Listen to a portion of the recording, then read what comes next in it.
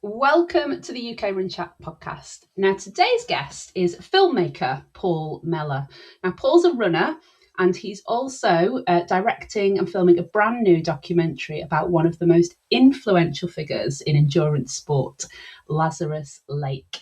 Now, to many runners, Laz is known as the creator of the Barkley Marathons, but Paul's been discovering a very different side to the man behind the myth.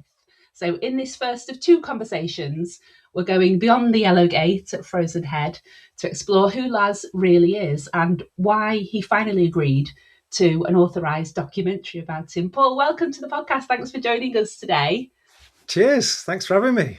Yeah, really good to have you on, and really intrigued to learn all about Laz. Actually, we've seen him in a few documentaries as kind of, being interviewed about his infamous races, but you've spent a whole year following him. So just tell us a little bit about who he is really, and then we can dive deeper during this episode. What have you learned? Well, crikey, where to start? So, I've been filming. I've been following him around, like in a non-creepy way, for getting on for a year now. And we've got a little bit of filming left to do, and then the filming will be wrapped. That's the thing, isn't it? Is that he's been filmed and interviewed before, but it's always been around his races or kind of race recaps or kind of athlete stories in particular races. And he's never actually been the hero himself. He's never been the hero of a film or a documentary. There have been, for example, there was the Netflix documentary that was, the Barkley Marathons, the race that eats its young. What was that, 2012? Yeah. But that he wasn't the hero of that. The race was the hero, and obviously the story of the race as it unfolds. So he deserved to have his story told. That was the sort of the starting premise. It's a story that deserves to be told. It's an incredibly interesting and vibrant story. It's full of ebbs and flows. He's not regular, he's not a regular guy.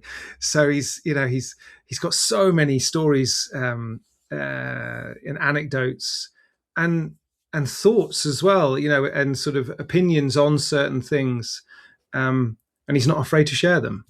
Yeah, and there's a lot of mystery around him, isn't there? Lazarus Lake is obviously a stage name, really, isn't it, that he kind of plays to. Why did he agree to this project, do you think? Have that conversation. You might have to ask him that. But why did he agree to it? Well, in some ways, I don't think he ever really did. I just forced myself on him in kind of one sense. But we were put together by a mutual friend. So David Callahan, who's the CEO of Ultra Sign Up in the US, the big sort of trail running website forum. And he's a friend of Laz, and I'm friends with David. And so we were in Chamonix. We were in the pub in Chamonix, me and David, at UTMB 2025. And he said, I think someone needs to tell this story. Someone needs to tell Laz's story. And David very graciously said, I think you're the guy that should do it. So it's like, yeah, let's have a pint and I'll, another pint and I'll, we'll kind of work it out. And within like 20 minutes, I'd kind of, in my mind, kind of sketched out what a film about Laz could be. And then 2 days later, I was on a Zoom call with Laz, and classic, Laz, the guy's in his 70s. He's quite technically proficient, but he's not that. So I'm on a Zoom call and he can't turn on the camera, so, yeah, stuff like that. And like the microphone don't work and all this kind of stuff, like the kind of like the usual things that kind of come with, accepting technology into your life.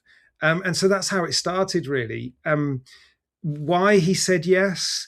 The thing about it was that he couldn't understand why anybody would want to watch a film about him. He was quite self-deprecating and pretty humble about it. He did go, "Oh, I want to have a documentary made about me." It was the complete opposite of that. He was like, "Why would someone?" But it was David's sort of the catalyst, and then I kind of pitched this idea to Laz, and I think he kind of reluctantly agreed. But at the same time, I think he knew he had a story to tell. Yeah. So yeah, and I just started showing up. I just kind of forced myself on him, and then sort of from there, yeah, relationship has sort of grown from there. So how do you get to the point where you kind of know the running community well enough to be able to get in touch with Laz? So maybe take us back and just tell us a bit about how you got into running and filmmaking and how all those pieces fit together. Yeah. Well, I'm currently talking to you from the French Alps. So I live in Annecy, which is in the French Alps, like about 45 minutes drive, an hour's drive from Chamonix. So I'm in kind of like the certainly the European mecca of trail running, and trail running particularly, but running more broadly has been part of my life pretty much since I can remember. Really, my dad was a sub 3 hour marathon runner during the 80s and 90s. His running career, he was pretty handy, and sort of life for me and my brother growing up, and my mum kind of was like a willing supporter on the sides, a cheerleader. But it was a lot of kind of childhood was based around running. Dad was part of a running club. Of course, there were no kind of there were no run crews in those days. It wasn't not nearly cool enough for things like that. But he was part of cross country teams, and then the Hash Harriers and things like that.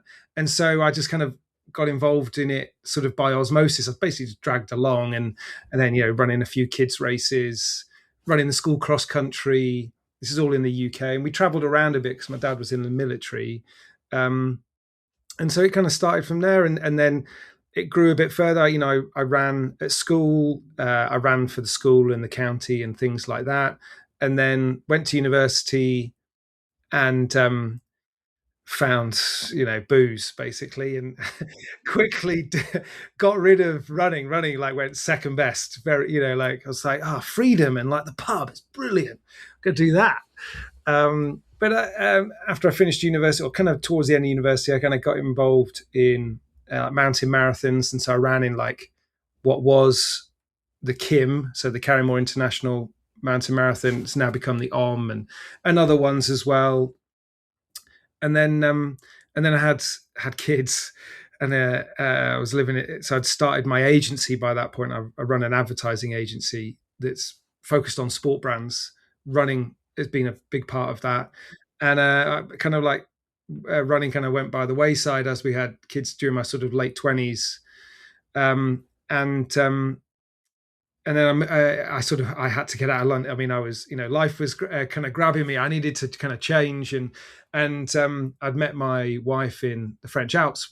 That's where we'd originally met, and so I said, right, come on, let's go. We just got to like roll the dice, like sell the house in the UK. Let's just go, take the kids, and so we moved to Annecy, and then like I suppose my running career had a bit of a renaissance at that point, and I got back into predominantly trail running. I've run a couple of marathons, road marathons and the like, but it's probably more so on the trail side. And so we've been here about 8 years, nearly 9 years now. And yeah, I'm sort of running as often as I possibly can, sort of maybe four or 5 times a week. I run in a few like organized events, whether they be like races or whatever, but I'm not too attracted by those. Like, I mean, I go to UTMB in Chamonix because I go there for work. So a number of our clients have sort of a presence at UTMB, but I'm more interested in like sort of personal challenges and things like that. So I'll like kind of set myself challenges, like maybe like 2 or 3 day challenges where I'll come and run. And the lucky thing that you have here in the Alps is there's refuges, and huts that are manned. So they're not bothies like they are in the UK, but they're manned. And so you can link up routes without, you can take minimal kit. and you can cross glaciers and things like. So I'm more interested into that kind of stuff rather than like the big events per se. Yeah, so running's always been there. Kind of, it ebbs and flows, doesn't it, as we move through life? And I think sometimes it becomes a bit more important, and other times less so. Yeah, but yeah, definitely. so you've clearly got a big love of running there. Then, so have you ever, like, as a trail runner, have you ever been kind of attracted by Barkley or backyard ultras or the kinds of things that Laz does? Yeah, so yes and no. I was always attracted to the sort of mythical nature of the backyard. Yeah, I was always attracted to that and have been ever since I heard about it, years and years ago. And I'll be honest, I never really understood.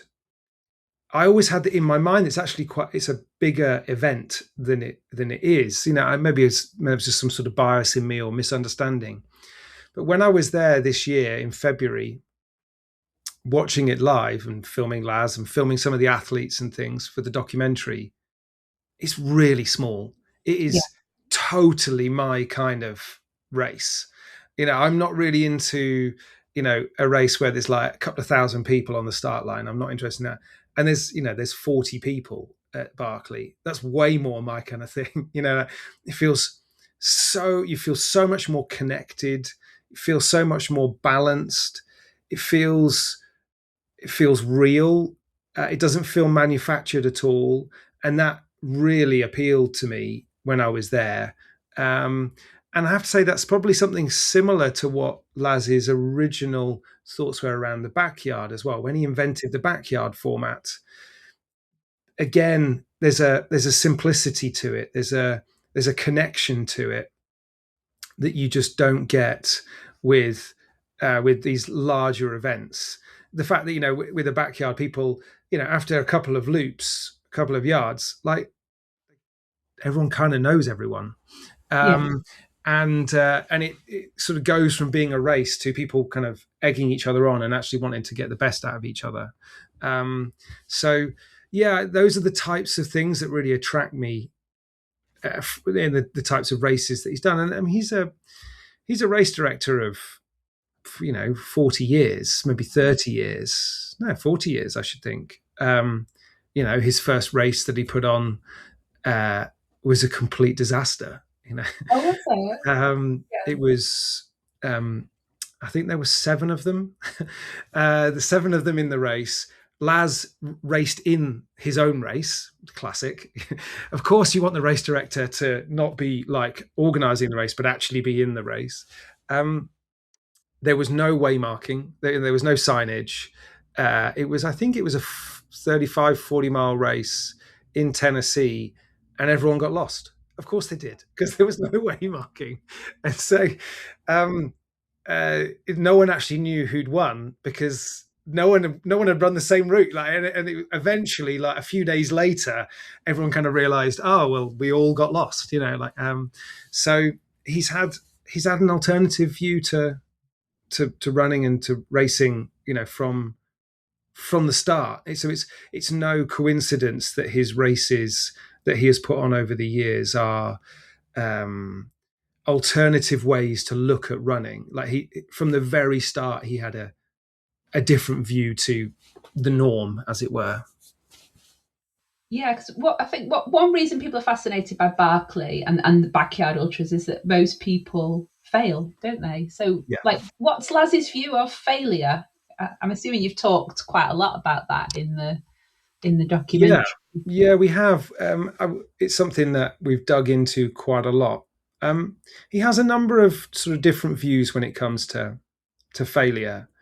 The first thing that I think he would say is that quitting is so much easier than carrying on, and your mind quits way before your body quits.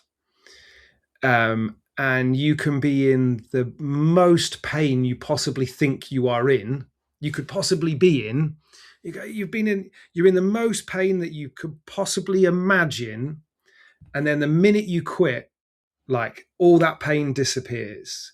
And that, I think that shows that actually the mind, is, quits way before the body actually quits. You can go much further than you think. And the other thing that he would probably say, and he said a number of times, is that we can't all be the fastest. We can't all be the fastest on a course. So historically, and sort of majority of race formats are designed to test who's the quickest, at getting from A to B. And that's all well and good. But there are a whole bunch of other people that have got wonderful attributes that are not tested by being the fastest. And he wants to test those. And those, if you're the fastest in if you're the fastest over 10K, you're probably never going to, if you're a really top runner at 5K, 10K, whatever, you're going to finish. You might not finish where you want to finish. You may not finish as fast as you would like, but you're never not going to finish. Like that threat, that jeopardy is never there.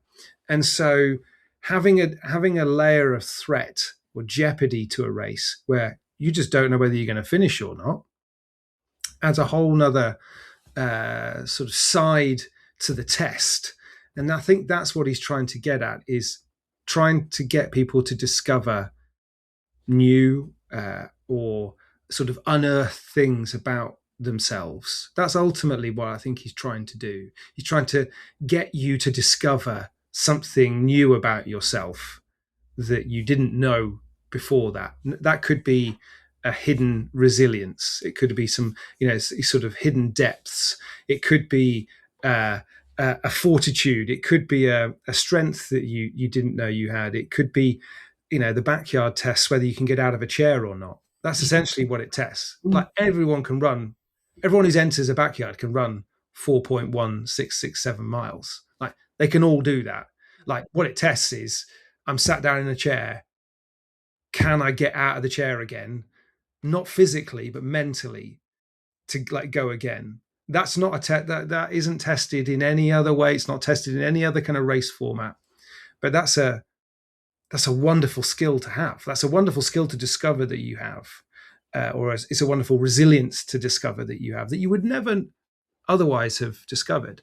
And that's what he's trying to discover. And by putting yourself in those situations and those challenges, some people quit, some people don't. And that's what, that kind of, that sort of swirling element of it. And that's what it really is, I think, when someone's about to quit. I mean, I've quit races and I quit events myself, so I can self-reflect on, what was it like? And it was almost like a bit of a whirlpool that you're in. Like you almost kind of can't see the wood for the trees, and you're kind of like your own worst enemy. His races, the people that succeed at them, they have the clarity to pull themselves out of that. They have the clarity or the self-reflection to kind of see that in themselves and mitigate it and be able to rectify it. Yeah. Wow. Yeah. Laz is a visionary, isn't he? Like it's incredible what he can draw out of people. Like I guess a lot of runners, like you say, have never really tested themselves like that, and would they even want to? Yeah. I guess you can learn a lot from doing that about yourself, can't you? Yeah, and I think that's one of the other things. So he's certainly, the Barkley is the more famous. Is probably his most famous race, and it's mental. I mean, like it is a ridiculous test of a runner's capabilities, but not everyone can do that. I mean, the distance of it. So supposedly a 100-mile race, but probably with the extensions this year, you're getting on to like 125, maybe 130 miles. An insane level of elevation gain and elevation loss. You've got to go up and down all of those things. Almost no footpaths. You're almost always bushwhacking.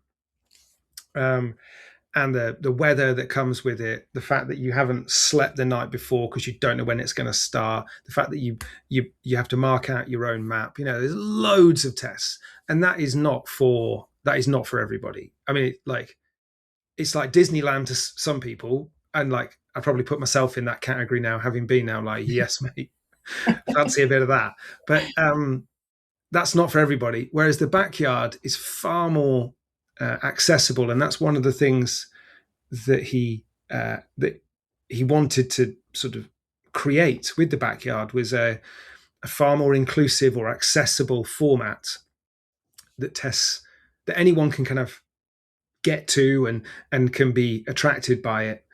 And then it gives people a canvas to paint their picture. And another example of that would be his Race for the Ages, which is one that he's been putting on for quite a long time, maybe 15, 20 years, I think, where you get the number of hours of your age. So it's a looped event. You have to run as far as you possibly can in the allotted time that you have. So if you're 40 years old, you have 40 hours. If you're 60 years old, you have 60 hours. If you're 80 years old, you've got 80 hours. And of course, the leveler is that, the longer, the older you are, the longer time you have. But of course, you're going to be slower. You would expect to be slower. So it's a great leveler. That gives somebody who's 80 years old a chance to compete in a way where almost like the handicap system has leveled the playing field. And that's a brilliant concept. Brilliant, isn't it? Yeah, that's amazing. So, I mean, what do you think fascinates him the most? Is it the people who kind of grind down and finish and get it done, or the people who fail and keep coming back? Well, I think he would probably say it's both. I don't think he's binary in that respect. I don't think he's like, well, I'm only interested in one type of person or athlete. He is definitely fascinated by the front of the pack, the people who are, agitating the race and pushing to compete. He is fascinated by those people, and he has had the way that he describes it. He's had a front row seat to some of the most incredible athletic feats. We think about Jasmine Paris and being the first woman to complete the Barkley. All of the Barkley finishers, the multi finishers, the John Kellys of this world, and the people who've finished multiple times.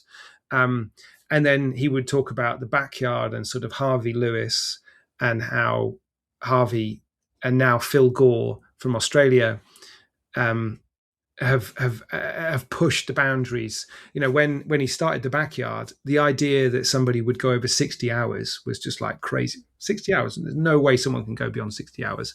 And now we've got a world record at 119 hours.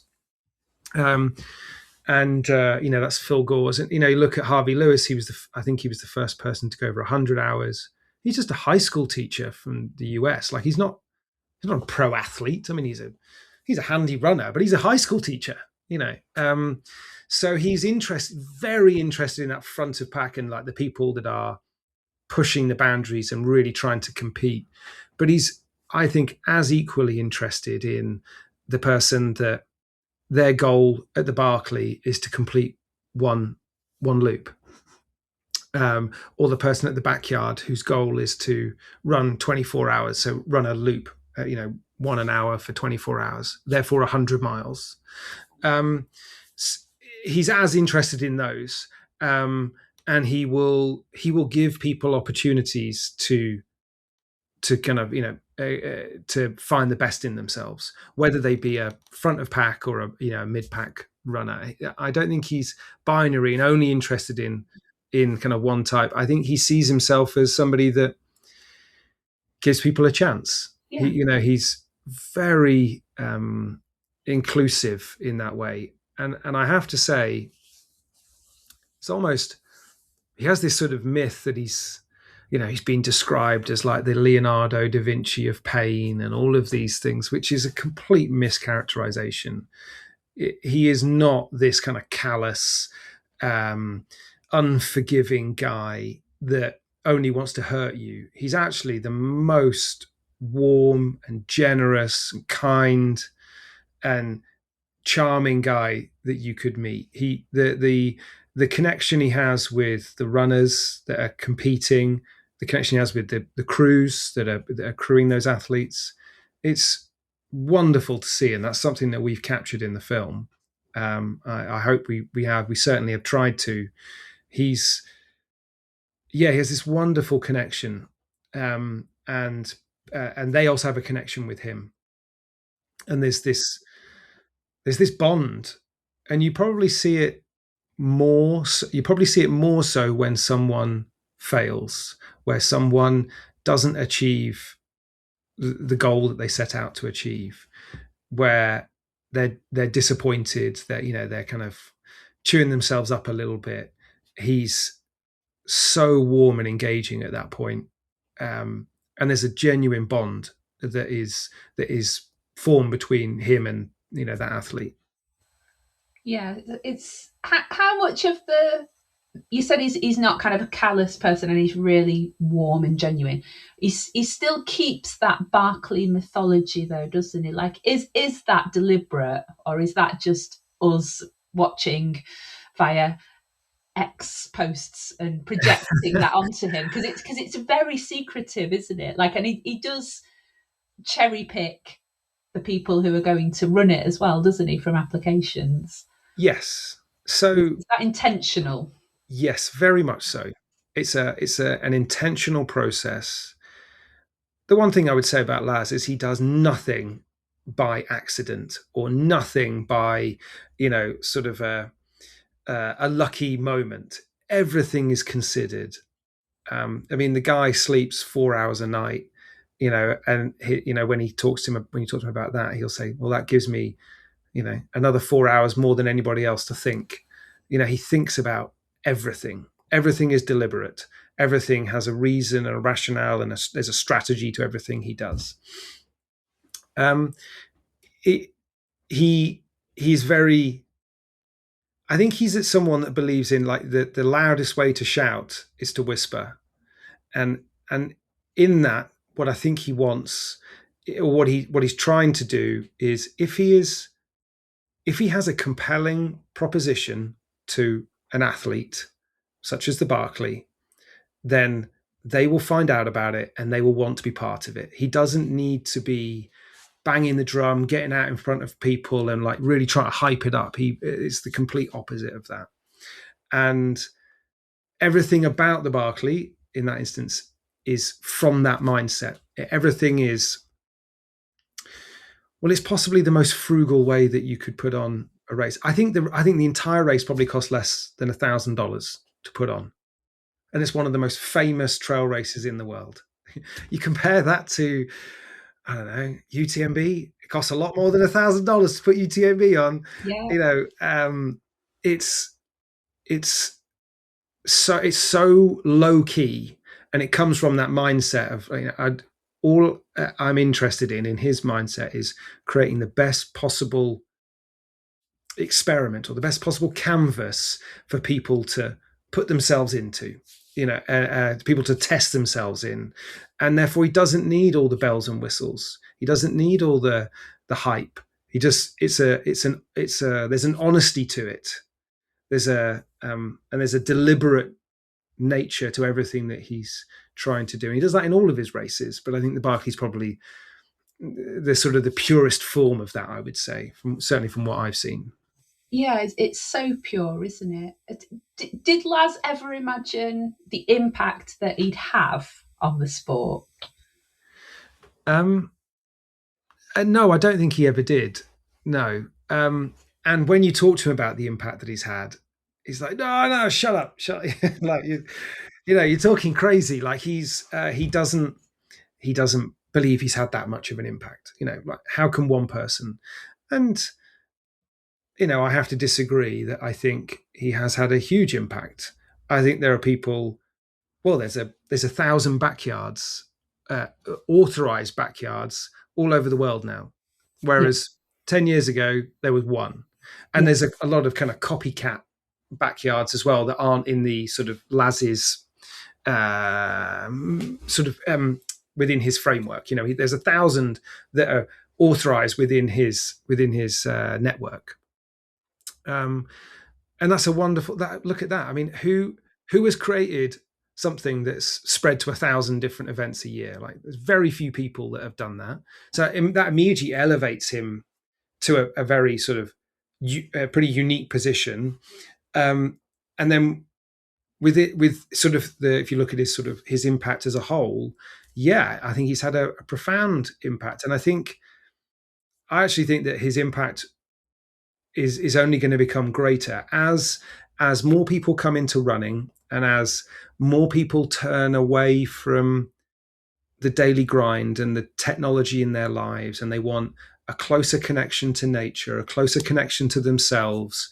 They want friendship and comradeship and the like, much more so than, essentially sort of like turning away from, the AI and technology and the phones in your pockets and all these things.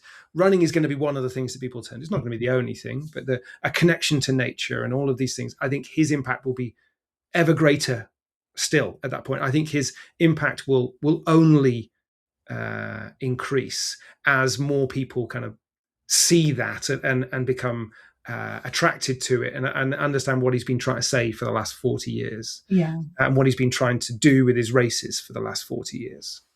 Have you talked to Laz about how he views like the commercialization of ultra running now? Because we've just talked about how expensive UTMB is, and all the, even for an athlete to do it, you've got to qualify and spend a lot of money doing qualification races and then pay for the ballot, and it's very expensive, isn't it? There's a lot into it. Have you spoke to Laz about how he feels about that?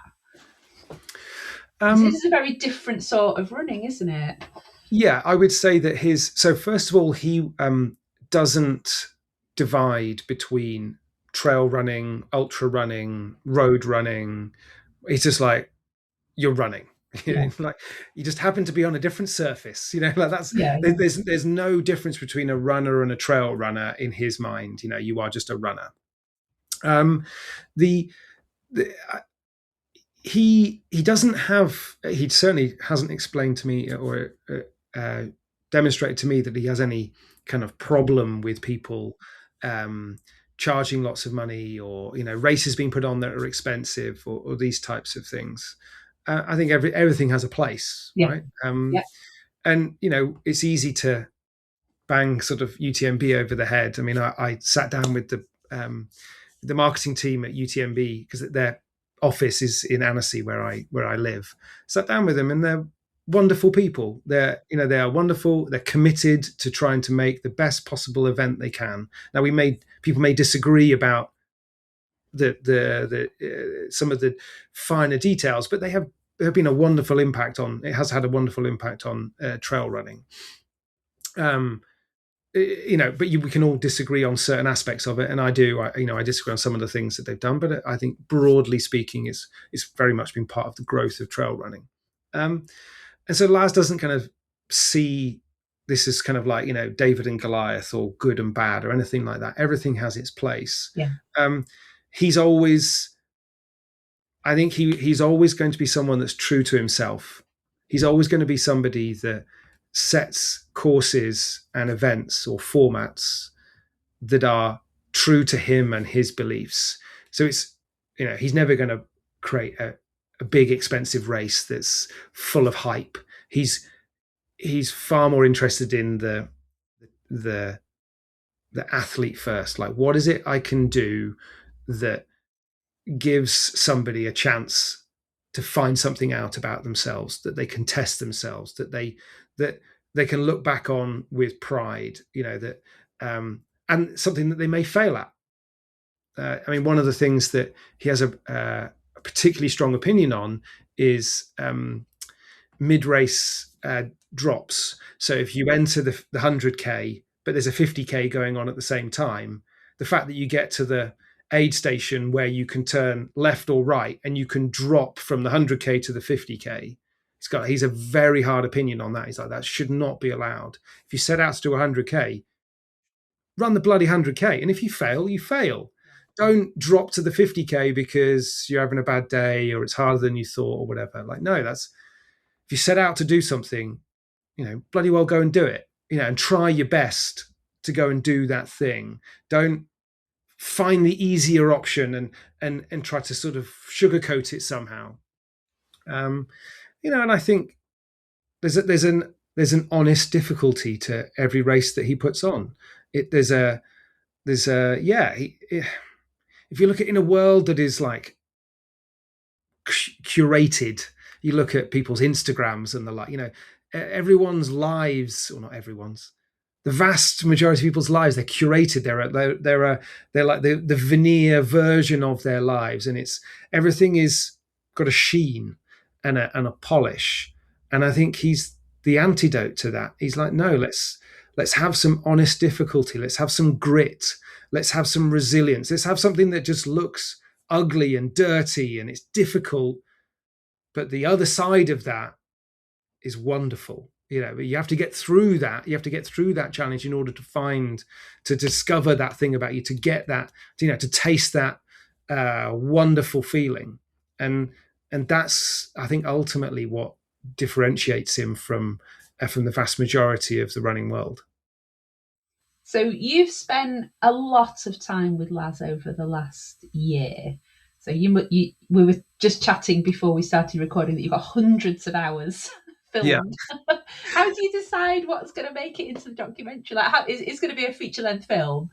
Yes, it will be. So it'll be a feature length. So it'll be somewhere between an hour and 15 as a documentary, which is a feature length doc. He's obsessed with geology, like completely obsessed with geology. And I could probably release a geology documentary with the amount of stuff that I've got from him around geology. Like, he would be a wonderful visiting professor on geology. Like, he just knows so much stuff and he's so enthusiastic about it. He's almost as enthusiastic about that as he is about running. How do I decide? There's what we have to do with a documentary. It's the easy thing to do is to make it sort of flabby and fluffy and a bit bloated. And actually, the really hard thing to do is to sharpen it and make it really watchable. That's the skill. We've got hundreds of hours, and how to decide. A lot of it is geology. So a bunch of that just immediately goes to I'm just going to go to try and sell it to, I don't know, the Geology Society. I don't know. I don't know if that even exists, but you know what I mean? I think the skill is in the sharpening, and it's what I do. It's what we do for a living. I run an advertising agency that now makes films as well as ads. So our whole life is about making stories and creating stories that that pull somebody in and take them on a journey. And you only do that by, deliberating and sharpening and being really purposeful about the decisions that you have. And there's a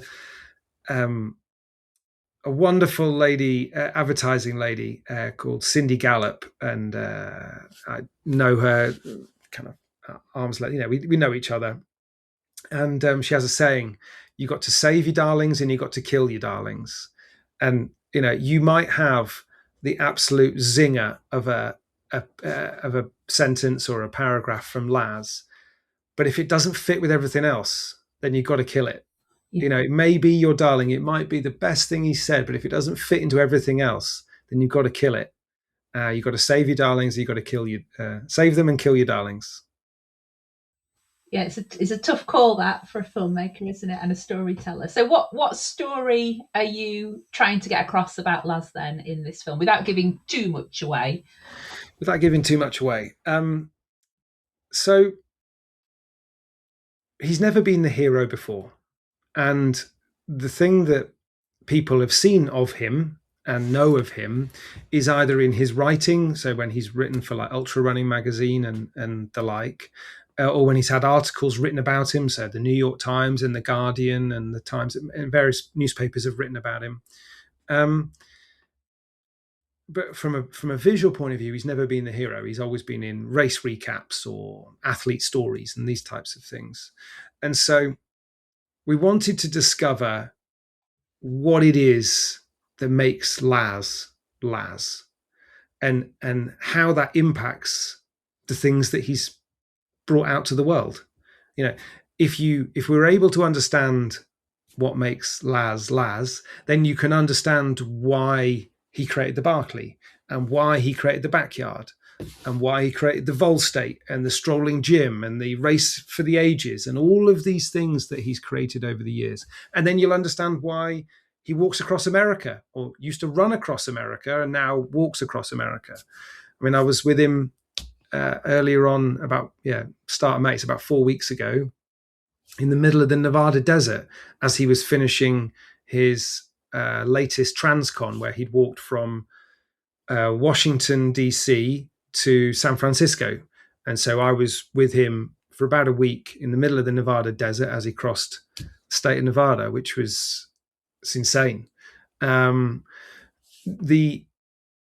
You'll understand, if we're able to understand him and his motivations and his philosophies and his mindset, then you're able to understand why he does crazy things, like at the age of 75, 74, walks thousands of miles with nobody knows. It's not like he's not like Forrest Gump, where Forrest Gump's running and he's got a crew behind, a bunch of people following him behind him. He's got none of that. Just one guy out on the road.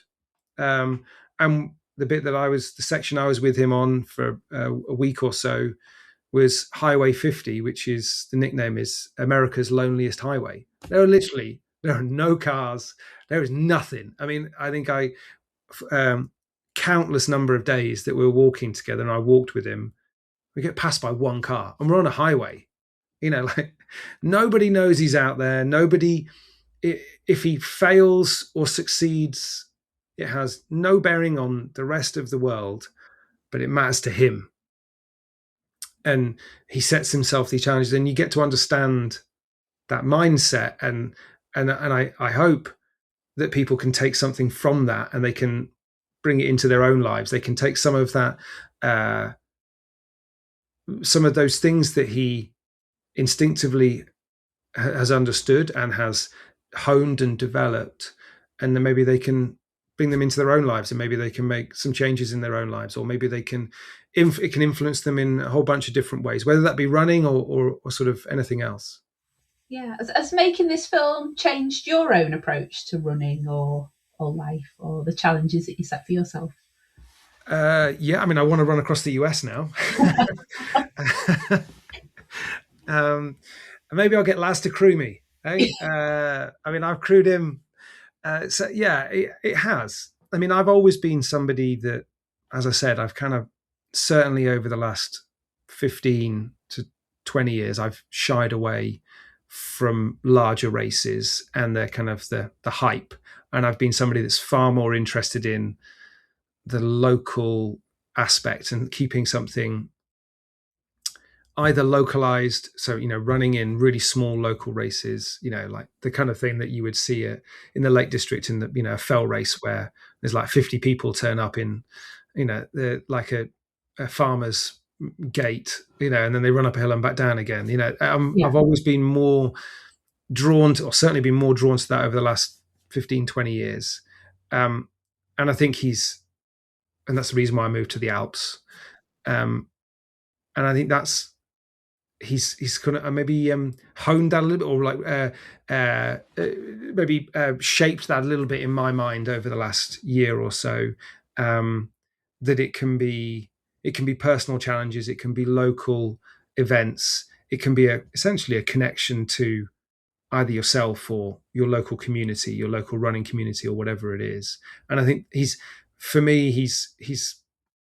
sort of shaped or kind of honed that in me, and I think I'm even more interested in that than I was. Yeah. So what have you been talking to him about over these, like, so you were with him a whole week? Were you kind of delving into his past and things as well? Yeah, yeah. We've kind of covered everything that you could possibly think of. I think his views on running and racing and events and what people do and all the things I've been talking about, but far more than that, we've gone back into his family history. You know what some of the traumas that he had as a child. He had some incredible experiences as a kid where he nearly died, um, and he had a lot of operations to. I think he had 9 operations on his face to keep him alive. I think it was 9, might be 7, and that had a profound effect on him. Um, and the way that he talks about it is, he essentially he should have died, as it were, and so he's lived every day since maybe the age of 10 or 12.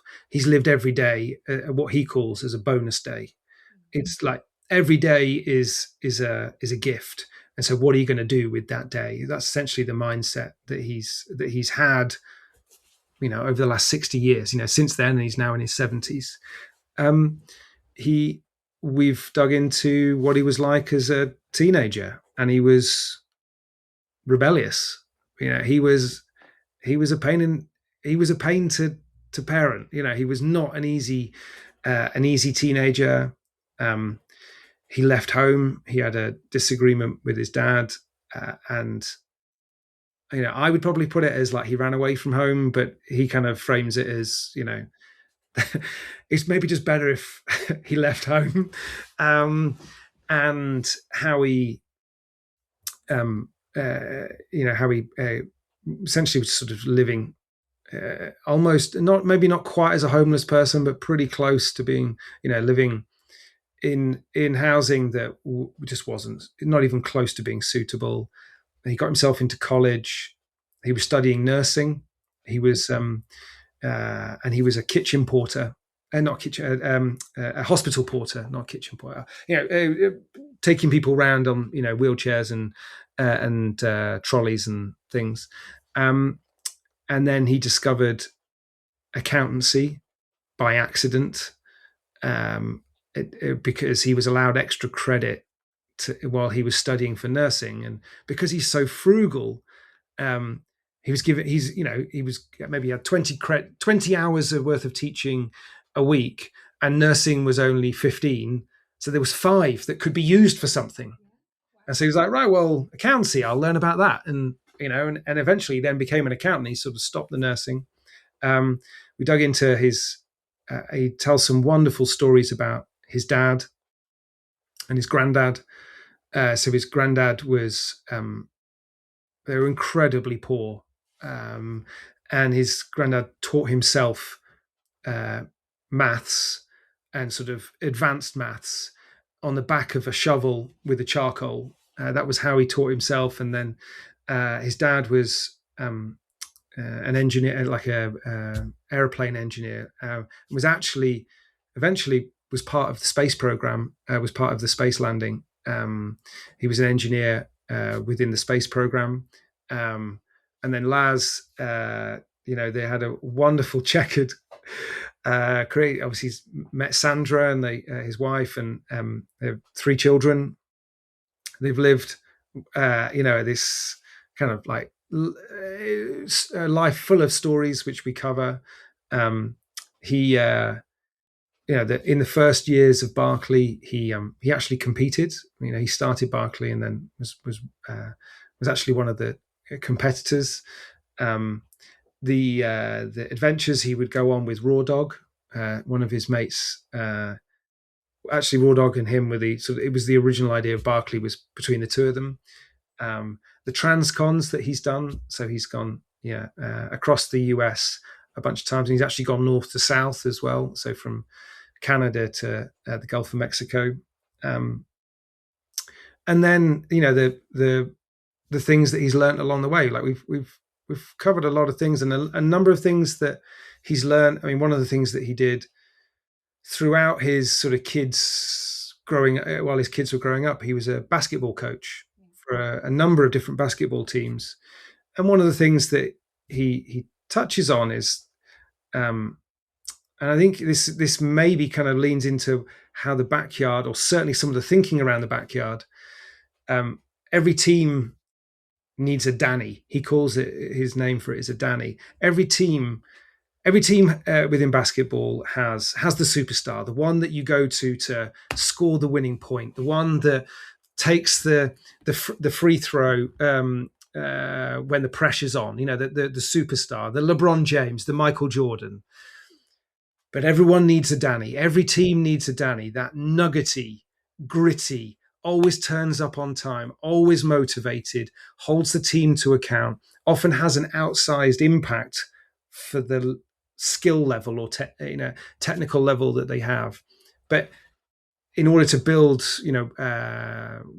really successful teams, you can't just have a team of superstars. You need that nuggety, gritty Danny. And essentially, that's what the backyard is testing. It's testing that person that isn't the superstar, but is really good at getting out of a chair when nobody else will get out of a chair, and they will go again. Yeah, that's brilliant. Well, yeah, I can't wait to hear more about the documentary once it's made, because you're still in the process of putting it all together. You've got another filming date to do, haven't you? And then tell us about when it's going to launch and where people might be able to see it. So we've started the editing process, and then we've got so what are we like? We're start of June now. We're going to go back out again to the US. We've got a bit more filming with him, and we've got a couple of interviews with other people that are going to slot into the documentary. The premise of this film, or certainly the audience of this film, is I want this to be as wide as possible. It needs to be the widest possible audience. So it needs to, I think it needs to go beyond runners. I think, trail running community particularly, but running more broadly, they will probably watch the film because it's about Laz and because he has, that's maybe me being a bit big-headed, but, assuming that people will watch my film. But, I think people have a natural affinity to him. But we want to go wider than that. So we're going to, first of all, we're going to launch it at UTMB in Chamonix in August, later this summer. And that's going to be the launch. We've hired the cinema in Chamonix, and people will be able to, if they are at UTMB, I understand not everyone is, but it's around the corner from me, so it's easy for me. And there's thousands and thousands of runners in Chamonix that week. And the world's running media and the like. So we're going to launch it there, and then the plan is to take it out on the road and take it out to marathons or running events. It's like sort of city marathons. Maybe take it to cities more generally, and kind of take it out on the road. And then if we can do a deal with a distributor, then of course we will. If we can do a deal with either a cable channel or a streaming platform or something like that, then we will. We're having conversations with those at the moment. Yeah, well, I for one certainly hope that happens and that we can all watch it. Paul, thank you so much for joining us. We're going to get you back on around the launch, aren't we, to chat about perhaps some of the stories that haven't made the final cut, and we'll know a bit more then. Yeah. But it's been really fascinating getting a glimpse behind the public image of Lazarus Lake and hearing about how he's challenged generations of runners. I mean, yeah, what a visionary. Wow. So keep an eye out for episode 2 with Paul, and we hope that you've enjoyed listening to this episode. You've been listening to the UK Run Chat podcast, and we'll see you next time.